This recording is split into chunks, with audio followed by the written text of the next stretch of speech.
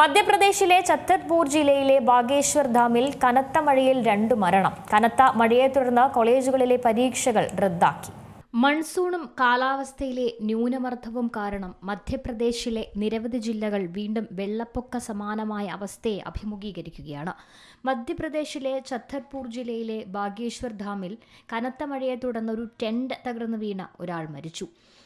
വ്യാഴാഴ്ച സസ്ന, ഡിൻഡോറി, മൗങ്കച്ച് എന്നിവയുൾപ്പെടെ 26-ലധികം ജില്ലകളിൽ കനത്ത മഴ പെയ്തു. നദികളും തോടുകളും കരകവിഞ്ഞൊഴുകുന്നതിനാൽ കോളേജുകളിലെ പരീക്ഷകൾ റദ്ദാക്കി. ഗ്വാളിയർ, ചമ്പൽ മേഖലകളിൽ 7 ജില്ലകളിൽ വെള്ളിയാഴ്ച കനത്ത മഴയ്ക്ക് സാധ്യതയുള്ളതായി കാലാവസ്ഥാ വകുപ്പ് മുന്നറിയിപ്പ് നൽകിയിരുന്നു. ഗ്വാളിയർ, മൊറേന, ഫിൻഡ്, ഷിയോപൂർ, ശിവപുരി, ദാത്തിയ, അശോക് നഗർ എന്നിവ ഇതിൽ ഉൾപ്പെടുന്നു. National desk, C Malayalam news.